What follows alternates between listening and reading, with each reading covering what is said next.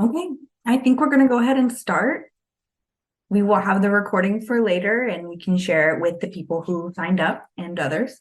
Um, so I'm going to introduce myself first. My name is Maddie Hinkle. I run the Youth and Family Services here at CHS. We're really excited to have this presentation today about study skills and homework. I just wanted to explain a little bit about some of our CHS services for youth. We have a deaf mentor program that connects deaf adults who are trained to help families with goals and language and behavior and just having a deaf role model in their life. Also, as a person you can ask all those questions to about deafness that maybe you think about, but you're not sure who to ask, can. We have family sign language classes that are free for families with deaf, deafblind, and hard of hearing kids. Those are beginner and beyond beginner levels, so a couple different levels. They're also offered in Spanish and English, which is really awesome. And we also have events and school presentations and all sorts of different things. So if there is support or referrals or resources that you need, you can contact us at CHS and we can help you out. Thank you for coming and for participating in our webinar today. I will turn it over to Nicole and she will start us off. Hello, everyone. Thank you for having me here. I'm so excited to share my experience regarding study skills and homework tips. We're going to start the slideshow just now, so one moment while I set that up. All right. So here's my slide talking about study skills and homework routines for students and parents working at home. If you have any questions or comments, just type them in the chat and we'll review them when they come up.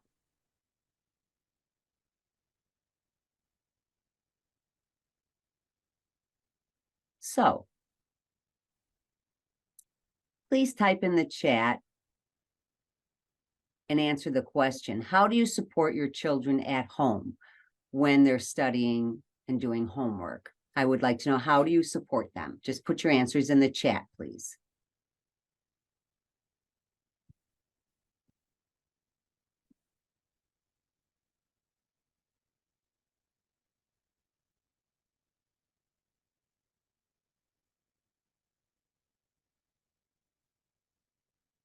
I'll give you 1 or 2 minutes, and if there's no response, I will move on.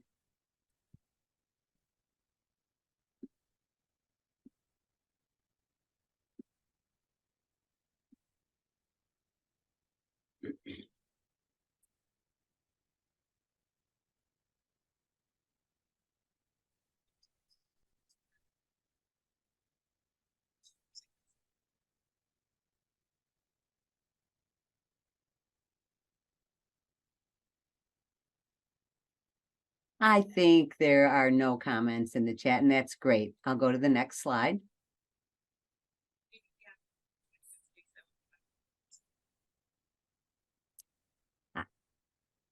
Now, here's number 1. Know their teacher and what the teacher is looking for. For example, check the homework assignment every day, look it over, email the teacher for clarifications or asking for additional help, check their Google Classroom. That's used in Chicago Public Schools where I work now. We use Google Room, where we can let parents know information, send homework from their classrooms through that. That's the platform that we use. Other surrounding towns, I'm not sure if they use that platform. So it's important to know what platform the teacher is using to make sure that your kids aren't missing anything and are on track.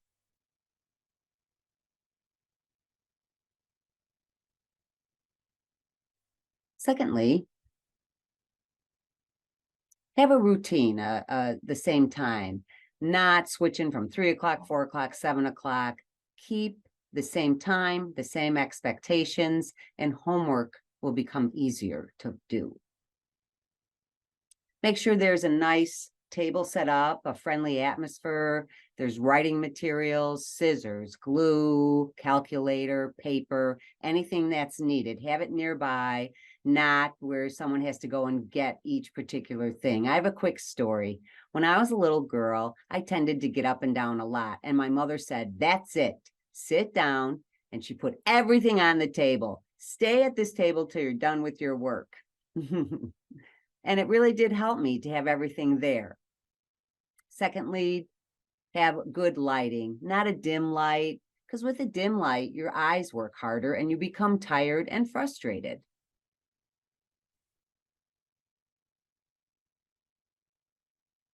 Third, keep noise to a minimum. No TV, that's distracting. No loud music, that's not good at all. And no phone, no video calls, no chatting with other people, no distractions at all.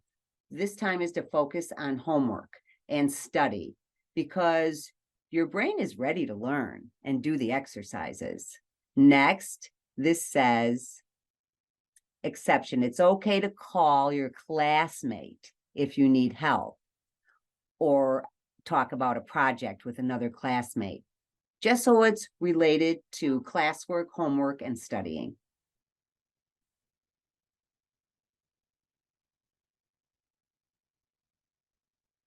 Number 4, be sure that they do their own work. Don't give them the answers. Don't feed them the answers and the information. Let them do the work. If they make a mistake, that's fine. They'll learn through their mistakes. And they'll have to figure out how to do it right the next time. So they'll learn more doing it themselves.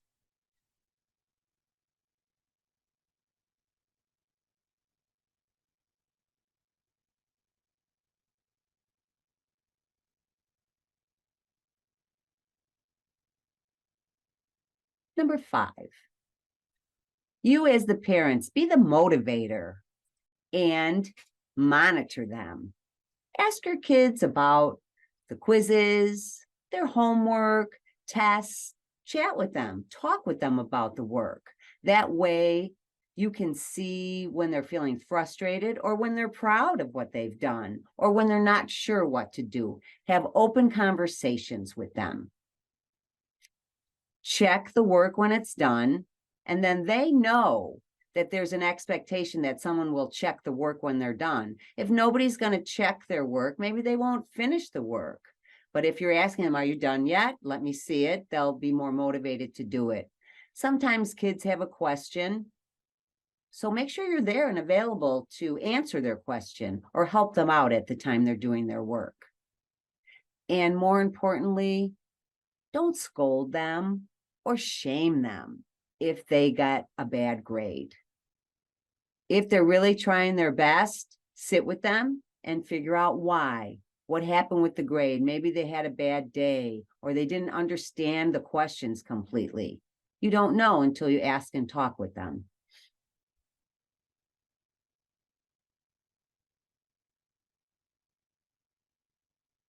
I'm sorry, with the PowerPoint, I'm trying to fix it here. Encourage them again and again until they understand. Keep them motivated.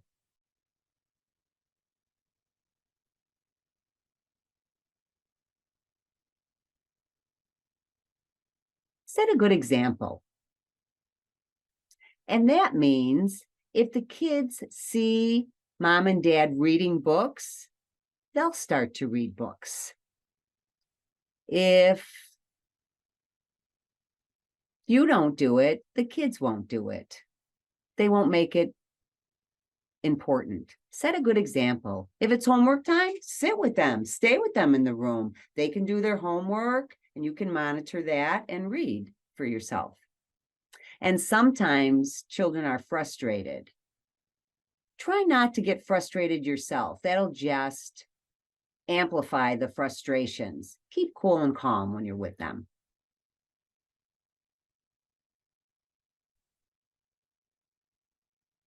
Number 8, praise their efforts.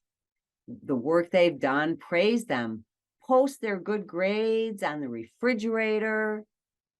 Talk about it with family members. Tell them of the accomplishments the kids are doing, and that will make their activities more desirable and want more and make them feel good about themselves.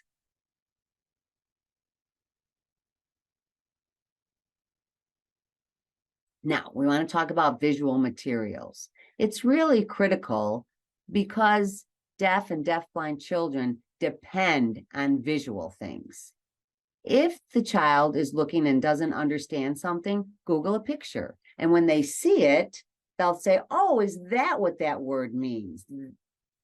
Google signs also. Sometimes this word, they don't know if you type it and say, like make, you type make, and then they see the sign for make, and they're like, oh, I know that sign. I sign that all the time. It means make. So they make those connections when you show them things on Google.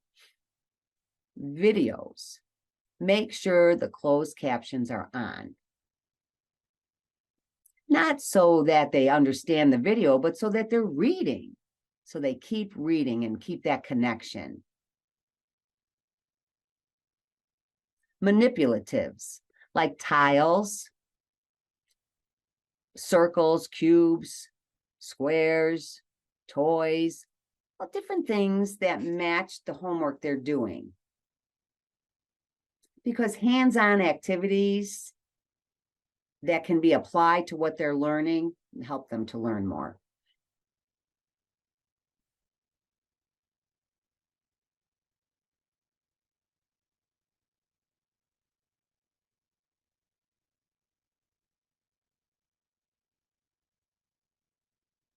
I'm going to read I see a comment here. Let me read that comment. Oh, okay. No problem.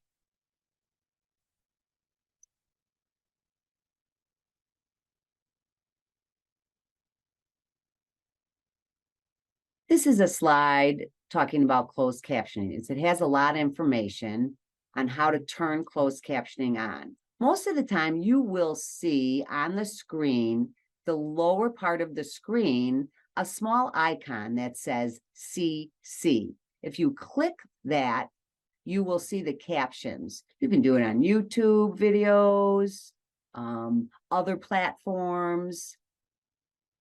Same with Netflix. Now, Netflix has, well, it's an icon, and then it comes up where you pick subtitles. So that's a little bit different on how to get the captions on.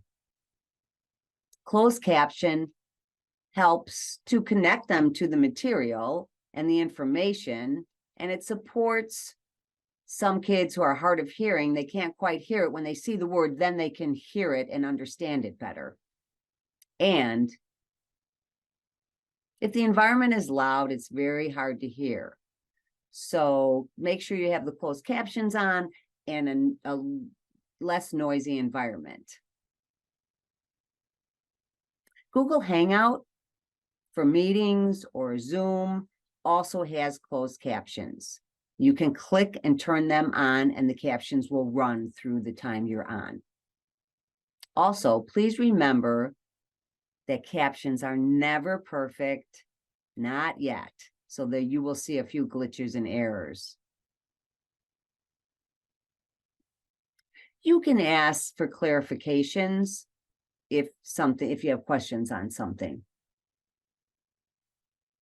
The next paragraph talks about if your teacher sends homework with a video, be sure that the captions are on and make sure they're available. Know that your child needs accommodations, and the teacher should know. The teacher shouldn't send and say, oh, I forgot about captions. The teacher should know ahead of time that when they send you things, there should be the availability to put closed captions on. So make sure that that understanding is there.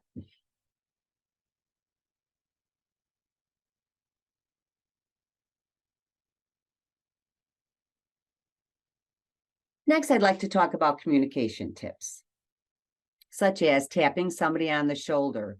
Sometimes kids are so focused and working that they don't see you there. So if you lightly tap them on the shoulder, make good eye contact and speak clearly. And that means don't talk with food in your mouth or have a big hairy mustache. It's really hard to read lips with hairy mustaches. So have a clean cut mustache and they'll understand what you're saying. And the same idea with using sign language. Sign clearly. Don't be sloppy about it. Specifically talk about homework clearly. Always make eye contact. If you look around, then the children will look like, what are you looking at? So make good eye contact. And of course, again, don't put anything in your mouth when you're speaking. Use body language and facial expression. Kids love it when they can connect their homework through body language and expressions. It makes it fun. It makes it more interactive for the kids. For example, if the young student wants to know, what does UN mean? What does run mean? I'm sorry, RUN. Show that you're running. They'll be like, oh, that's run. So have some fun and involve tips like that.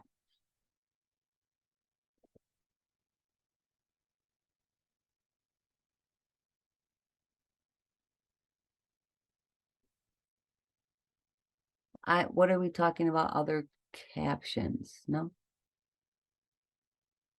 Okay.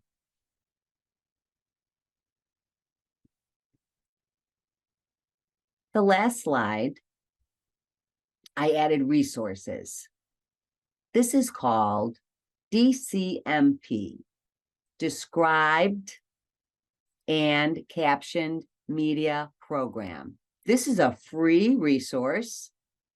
And if you have a family member who has a hearing loss or is deaf, you can apply and send in there. You'll find videos, anything with captions. It's a great resource. And it's a benefit for people who can hear too. And then Chicago Hearing Society, CHS, they provide free American Sign Language classes. Click on the link and you can look when the availability is there for you to sign up for those classes. Another one with free ASL, American Sign Language resources, is Helen Keller Services. They offer free webinars. I don't know if they're webinars, but they have things online that you can do at your own pace. Registration closes September 28th for that third resource at Helen Keller. Now, for people who are deaf-blind, Helen Keller Services are great resources for anyone who is deaf-blind, and then you'll learn how to support them. My presentation is over. I'm going to look in the chat box. If you have any questions or comments, please do put them in the chat box and let me see if there are any there. And I'm sorry, this is the interpreter speaking. I made a mistake and I thought that I went ahead and said Helen Keller offered the classes. You could sign up till September 28th, and it's not. It's Chicago Hearing Society. Could you explain that one more time? My mistake. Okay, let's clarify. The interpreter realized that she jumped. We had a few different resources listed. Now, the Chicago Hearing Society resource, they're the ones who offer free ASL classes in person. And Maggie, correct me if I'm wrong about it's on Zoom or in person, Maddie. Oh, they're both? Okay, fine, thank you. So they offer both, and they're free. And then OKA, the Deaf School, Oklahoma School for the Deaf, offers online ASL classes that you do at your own pace. You don't meet the teacher weekly or anything like that. It's your own pace. And that registration closes September 28th. I think they go until December, but there's more information when you register, and all of that is free. And then, of course, Helen Keller resources. And that specifically is for people deaf, blind, low vision, how to support them in your home. And that's a great resource. So please check out all the resources I've mentioned.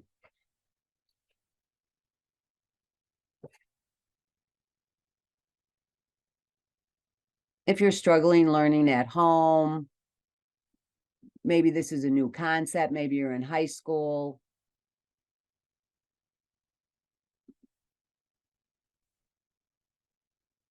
Things are very abstract, so I know they'll explain new ways, abstract concepts for you to work with.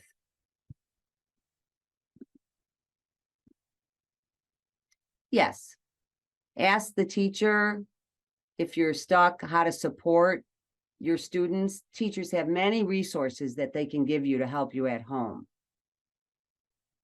If you have resources at home, set up a flip chart with words. Use that post-it papers, draw pictures, look through the media, videos, pictures, put things up visually, and ask open-ended questions. Don't ask questions that they would simply answer yes or no.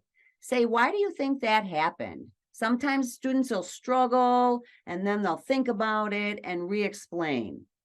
And then the next time they'll be like, oh, I get it now.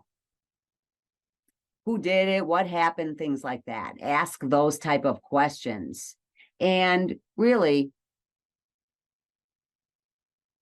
please, if the deaf person is using sign language, please communicate back with sign language. That will expand their knowledge and expand your communication.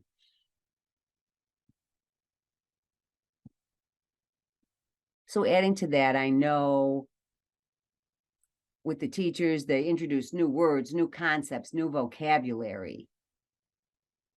So you can get those ahead of time and teach a lot before it actually happens.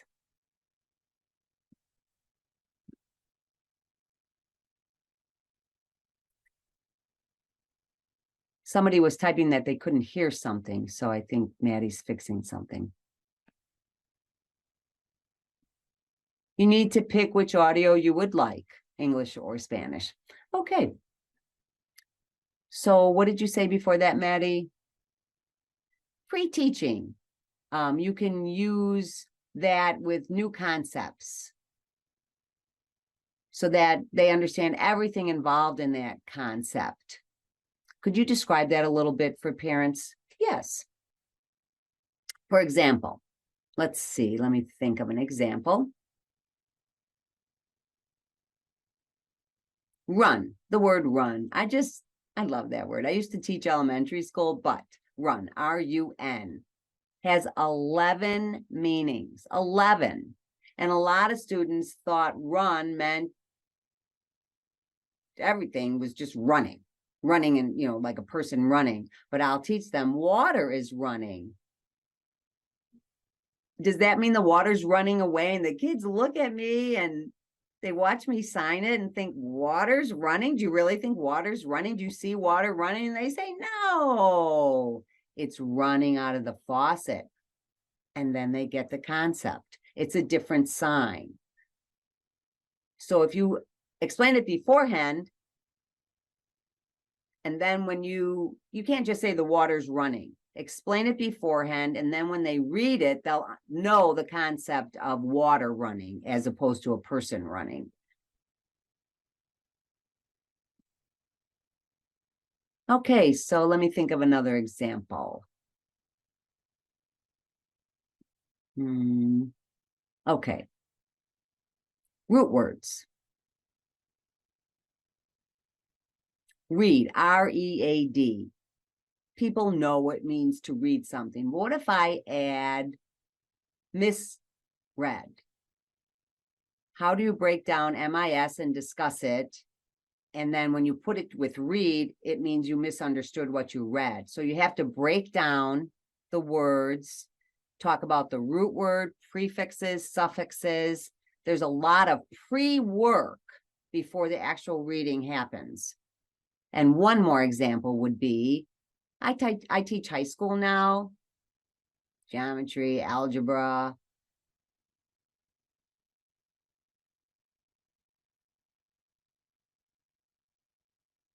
And I teach law class in high school.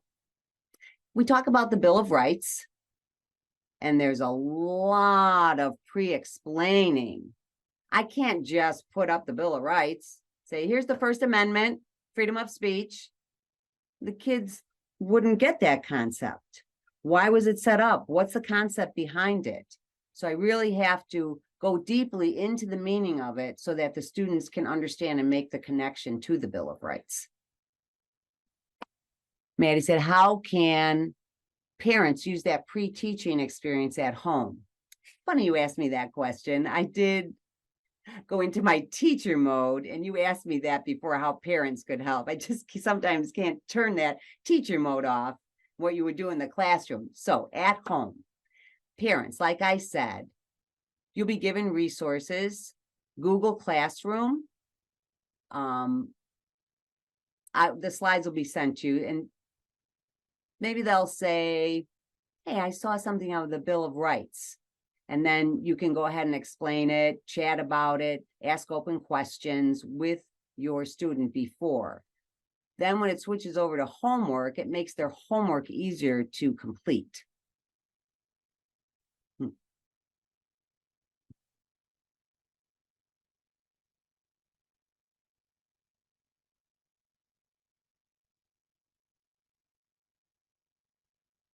Any other questions in the chat from anybody? If you wanted to put questions in the chat or comments, anyone?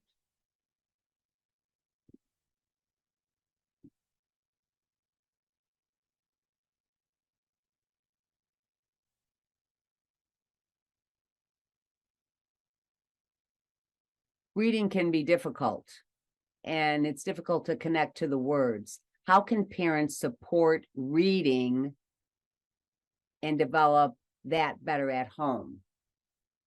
Yes, find what they love to read, first of all. Don't give them random books, Shakespeare. Give them something that they love and they can read about it. If they love cars, let them read about cars. It has words about cars, mechanics, everything. If the kids are really interested in how to build Legos, give them a book on how to learn how to build Lego towns, because the descriptions have steps, and see if they can follow instructions. It's more important to follow instructions, and then they won't make so many mistakes. And the same as cooking. I myself love to cook, and I do read the instructions and cookbooks. If something tastes awful, my mom would be like, what's missing? Oh, maybe I missed adding the egg or the butter. If they're interested in something, support that. Bring them to the library. Absolutely. The library is a fun place. They can search through the library books. There's so much to offer at your public libraries.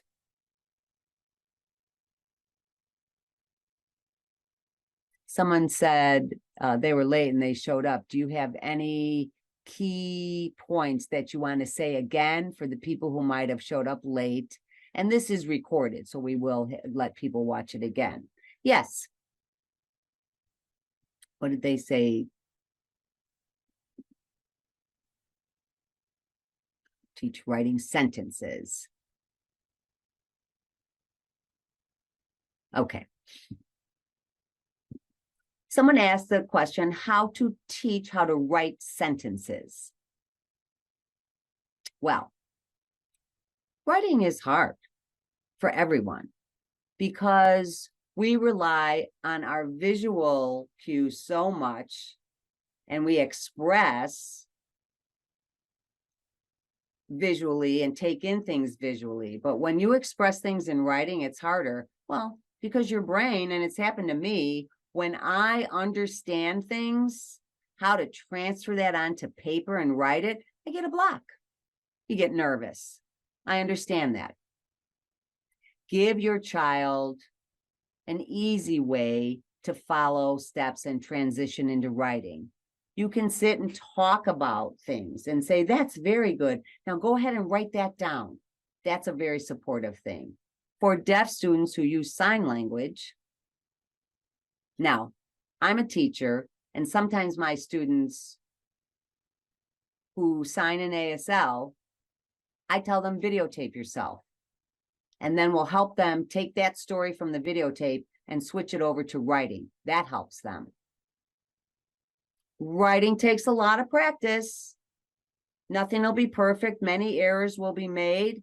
Just carry on, and your students will get there, but they have to practice. It takes practice. Sit with them, talk with them, write with them, have them videotape themselves, and that all of those things will help. I hope I answered your question, Whitney.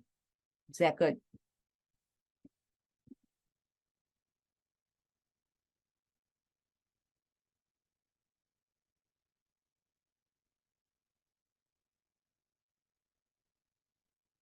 Yes.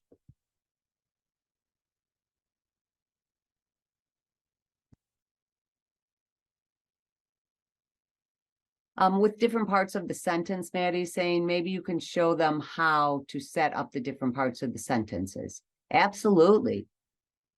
Yes. I use colors. For example, for nouns, I use red. I use green for verbs and blue for adjectives. So I set those up and I have them follow order. Keep it simple. If you focus on nouns and verbs, great, red and green to identify them, such as walking, Marley walked.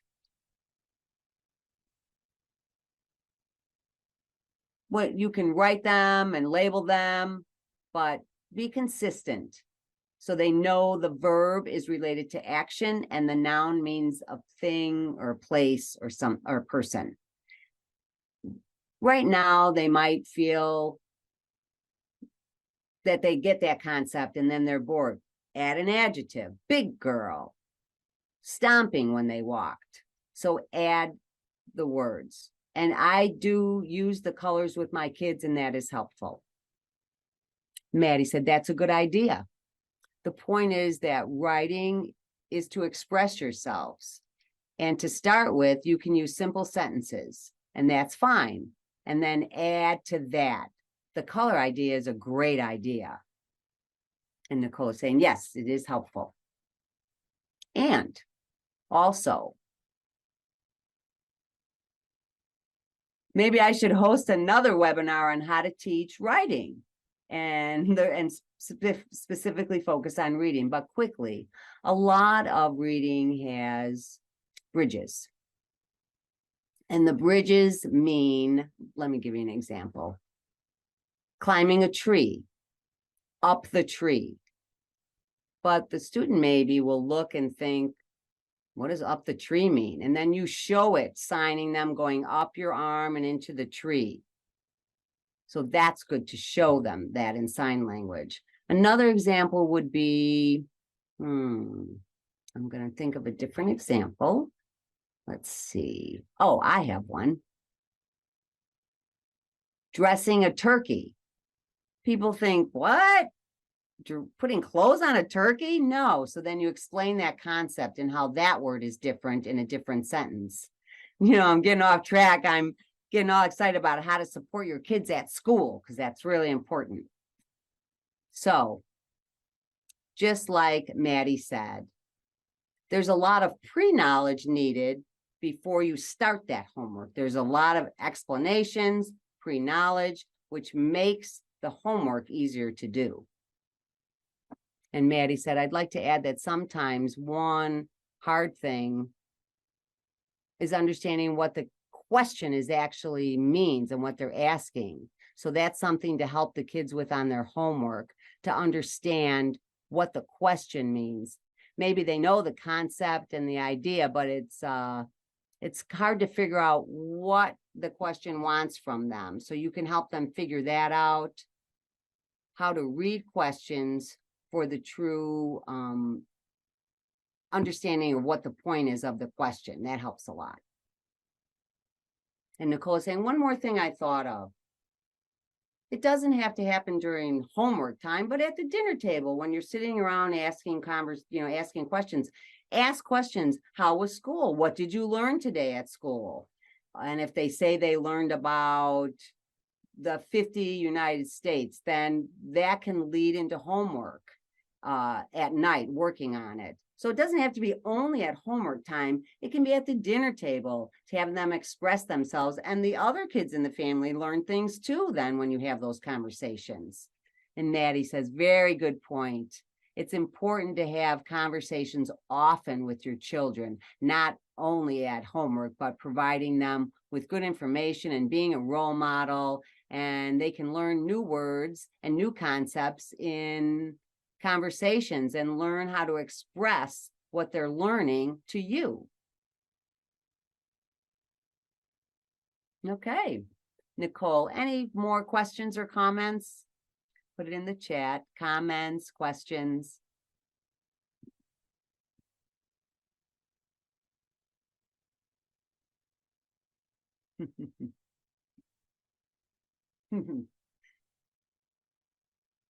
You know what? Google took over the dictionaries. Google has become our dictionary. Sometimes if they don't understand, they'll Google and see a picture of something. So I consider Google to be the dictionary. And the question was, do kids use dictionaries these days? I don't see my kids using it. But it's really important to teach your children how to use a dictionary, how to find a word in the dictionary. You know, you got to go to B. And now that's an alphabetical order. And then you hit the word. So it's critical that you teach them how to use a dictionary. But, you know, as a teacher, I do see using dictionaries less and less, unfortunately. And that's how it is. And Maddie said, but you can use that same skill online when you're typing what you need. It shows you a dictionary. So you can explain to your kids, okay, maybe they search for the word, oh, I don't know. Google. Locomotive. That's a weird word. But maybe the definition shows a form of that word, where it's from, all different aspects of the word in the definition. And that way you can show a picture. Google's good for that, for sure. Show a visual, but also show that it can mean different things, one word, different forms of the word. So that's very helpful too. And Nicole is saying, and also a dictionary is very limited. It's 2D. You can't see it in a 3D, but if you're talking about skeletons, great. You can see what the meaning is in the dictionary, and then you can see it in 3D, what it looks like in the body. And it's like, wow, the kids will be like, wow, that's what it looks like. So things like that. And Maddie says, yes, you can see the definition and then relate it to the picture and understand that it said different things and then show the different things. And that's a great way to connect the idea. And Nicole is saying there's another comment here. Okay, my 5-year-old son was diagnosed with hard of hearing in March of this year, and it's been so overwhelming for me.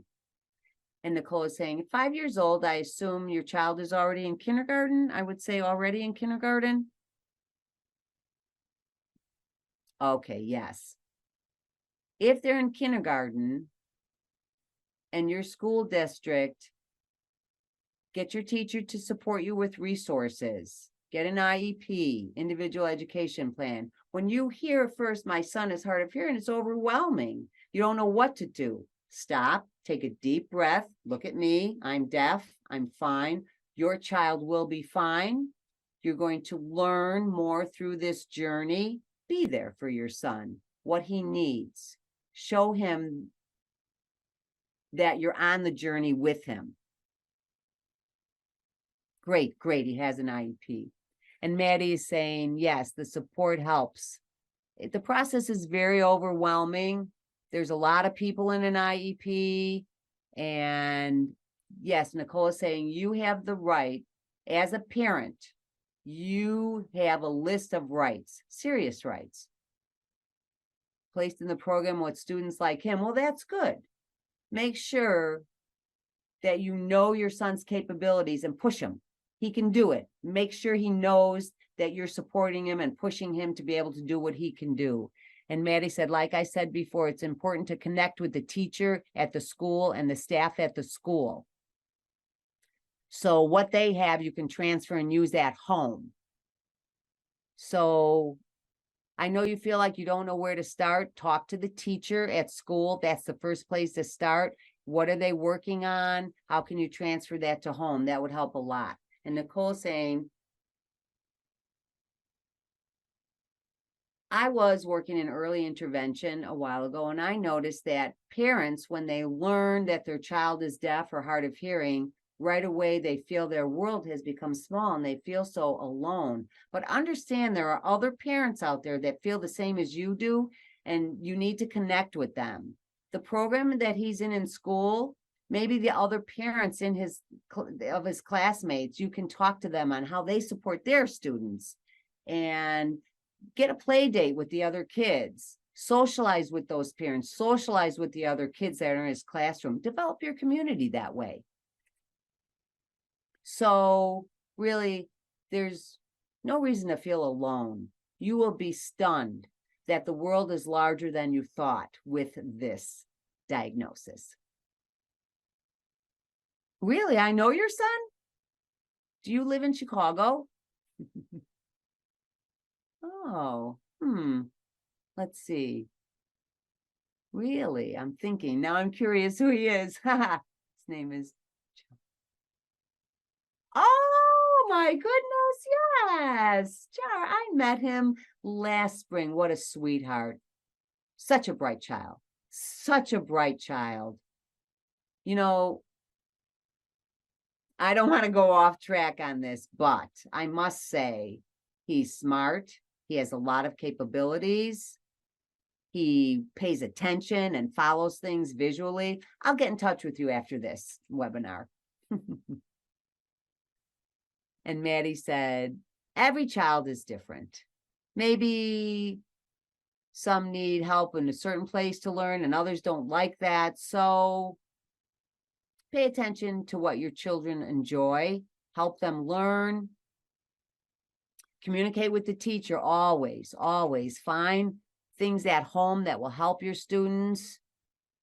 Let the teacher know that this is helping them. Always communicate openly with the teacher, because you can help each other out. You and the teacher are a team, teaching your child and helping them learn. And also add socialization opportunities, clubs, sports, all of that. Opportunities for the student to really build self-esteem. And that'll help with school also. And Nicole is saying, absolutely, absolutely. Definitely, that's very important. Okay, so I think that's about it. Yeah. I really enjoyed this webinar. I hope you learned a lot from this. And I just wanted to add, what I wanted to add is keep an open mind. Some deaf and hard of hearing children have hearing aids, cochlear implants, and sometimes that makes them more tired from hearing so much, and they want to take them off, the hearing aids, the cochlear implant, to give their brain a break. That's okay. And learn sign language. Sign language is their quiet place sometimes. So at homework time, if they want to take that off, let them. Go ahead, let them. Go on, and don't make a battle out of it. You have to wear your hearing aid. You have to wear your cochlear implant. That'll be more frustrating and more difficult for them. Be flexible. If that's how they feel that night, support them through it. And the other thing that's another thing that's very important. And Maddie is saying, have a structured time to focus. And then if they want to take a break, that's good too. They don't have to, maybe that dinner, they've been hearing, talking and listening all day at school and at the dinner table. And if they want to take a break for an hour or two from their hearing aids or their cochlear implant, that's fine. Watch a movie with captions, that's fine. Just, let them know if they need a break, they can have a break. And Nicole agrees with that. Yes. All right. Maddie says, again, an IEP in the school is complicated. If you feel that your child is not getting the support they need or the services they need, let Chicago Hearing Society know about that. We go to a lot of IEP meetings and help you and be a person on your team.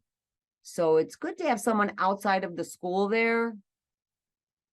And even if you don't have any problems, it's good to have another person out of the school system come. Now, if the goals aren't being met and they're not understanding and your child is not learning, please get in touch with Chicago Hearing Society and we will help you get the services changed and the support that you need for your child to be successful. And Nicole saying, yes, absolutely. Maddie, this has been wonderful and you're wonderful. And Maddie said, thank you. Well, I want to respect everybody's time. So thank you so much for coming today. And again, this presentation will be uploaded on the website soon. We have been doing that, and we have 4 webinars recorded that are not uploaded yet, but we have to take the time and get ready. We hired a new staff person, so finally we're going to have the time to do that. So we'll get this ready, and hopefully by the end of the month, it'll be there. Not the end of August, obviously, the end of September. So we should have them uploaded and ready for you to watch again. And I will email the newsletter and you can see it in there. And when you're ready, whenever you can watch the videos and on all the different topics and learn about them. And Nicole is saying, thank you for having me here. Maddie said, it was a pleasure. We enjoyed your skillful presentation. Thank you. All right. Good night, everyone. Have a good